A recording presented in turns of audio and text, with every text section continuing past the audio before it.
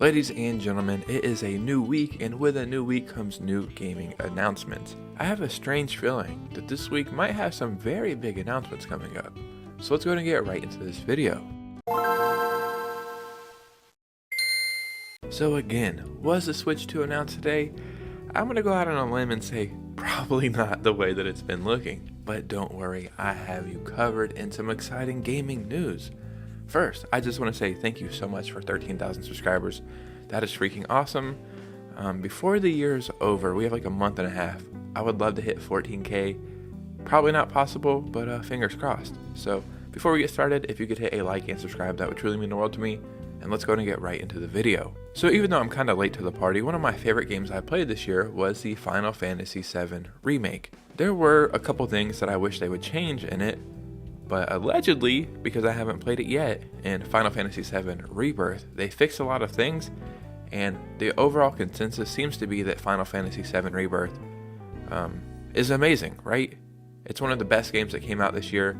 I think it came out in January, March? Actually, I don't even know. But we're all wondering, what is going on with the third entry in the Final Fantasy VII remakes? And yeah, there's like rumors it's starting to be worked on, or they're trying to change some stuff, or they might be moving to Unreal Engine or something, I think I read. But today we actually have some good news. Final Fantasy VII Remake Part 3 gets encouraging development update. The second entry in the RPG trilogy debuted in February 2024, releasing to widespread critical acclaim. Final Fantasy Rebirth ended up being one of the highest rated games in the long-running series, so that is very exciting for me because I have not played it yet. Nevertheless, the third and final entry in the trilogy is presently in the works and has already reached a significant milestone. During a recent appearance at the G-Con 2024 convention in South Korea, Final Fantasy VII Rebirth producer Yoshimori Kitase? We'll just say Yoshimori. And director, oh man, another name, oh man, Naoki Hamaguchi.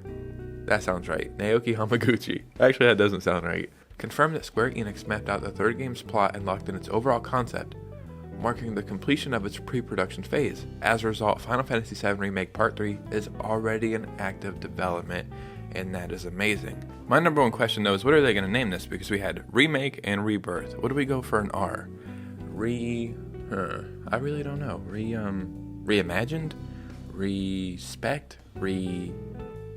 Revive? Revive might actually work now that I'm thinking about it. Final Fantasy VII Revive. That could actually work. If you're not a fan of Final Fantasy, you probably don't care about this, but this is exciting news for me. Now, ladies and gentlemen, we have a small insight into how Nintendo, I guess, maps out their games. And it kind of puts some stuff in perspective. Because if it means what I think it means, it kind of makes me assume that a lot of the Switch 2 games are done or have been done. And what I mean by that is when games are coming out, they get rated. And 9 times out of 10, we'll see a rating pop up for a game. I'm like, oh my god, this is going to come out in the next 2 to 4 weeks or something like that, right? The announcement is imminent. But with Nintendo, that seems to be the opposite case. Mario & Luigi Brothership was rated 301 days before the release, the longest for an original Nintendo title since Fire Emblem Engage per, what is this, USK, oh, the German rating board. 301 days before release. When did the game come out? This month, right? Like a week ago, maybe? So, almost a year ago? Like 9 months ago or something? 9 months ago? That doesn't sound right. Yeah, I think 10 months ago the game was rated before the release, so this game has probably been done. And then on top of that, Fire Emblem Engage was rated 515 days before release. Holy crap, that is insane. I'm assuming games like Metroid Prime 4 are probably done and have been done. The next 3D Mario game is probably done. Even the next Mario Kart game is probably done. And I'm sure there's some surprises in there as well, like games we didn't expect at all, or maybe even new IPs. And remember, there was that rumor going around about why the Switch 2 was delayed, and it was because Nintendo wanted to make sure they had a strong launch lineup, and they had a bunch of games done, and the games look good. I don't think that's the case. I feel like that was an excuse because it seems like Nintendo has had games done for a very long time. So yeah, this is not like real news per se, but I find this very interesting. And it's like a small insight into the way Nintendo works. Now, ladies and gentlemen, it might not seem like it, but to me, certain months kind of identify with certain games being released. Maybe like November, I think, is normally a Call of Duty game comes out. I'm trying to think. Alright, I don't have a strong argument for this case, but it just seems that way. Another series that I have tied to the month of November is Pokemon. And the last time we got a Pokemon game in November, I want to say it was Scarlet and Violet, right? I don't think we got anything last year, or if we did, we might have got Detective Pikachu. At least, I really don't even know. That game was kind of trash, if we're being honest. But November seems to be like a release month for Pokemon. So what about this November? I mean, so far, it doesn't seem like anything could happen. But first, we need to look at something, right? First, I want you to look at the release date for Pokemon Gold and Silver and respectively Crystal, which was, the best of the three. November 21st, 1999. But this isn't just a regular anniversary of the games being released. This is in fact the 25th anniversary of Pokemon Gold, Silver, and Crystal. And Stealth over on Twitter highlighted something very cool. Pokemon Company announced that they will be celebrating the 25th anniversary of Pokemon Gold and Silver with a line of new merchandise. For the 10th anniversary, they released Pokemon Heart Gold and Soul Silver for the DS, bringing the games to the Switch. Is this the new merchandise right here? I think this is the new merchandise. This picture is kind of blurry, but it looks freaking amazing. What is this right here? This looks like the game, right?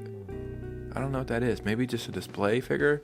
Oh, maybe it's these plushies come in those? That's probably what that is. So even though this merchandise is very cool and I would like to have all of it, there's a few things that could happen here. One, we could get Gold and Silver remakes in the style of Pokemon Let's Go Pikachu and Eevee. And I want to say like 6 months ago, there was a graphic going around that looked very professional, and it was Let's Go Wooper and Let's Go Togepi, I think that's the two Pokemon. But it was basically the Gold and Silver version of Let's Go Pikachu and Eevee.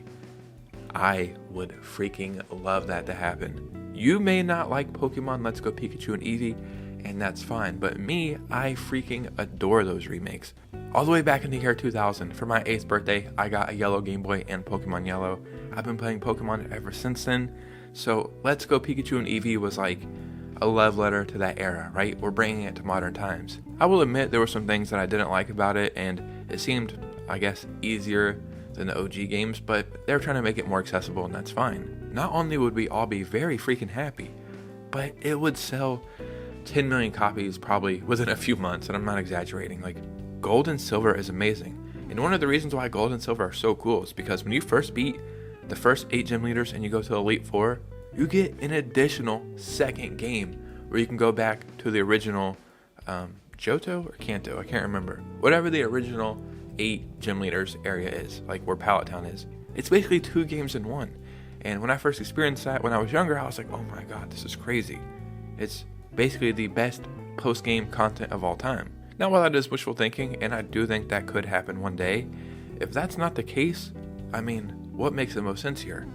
Bring Pokemon games to Nintendo Switch Online. Why the hell do we not have mainline Pokemon games? We have like the TCG game, and I think a pinball game.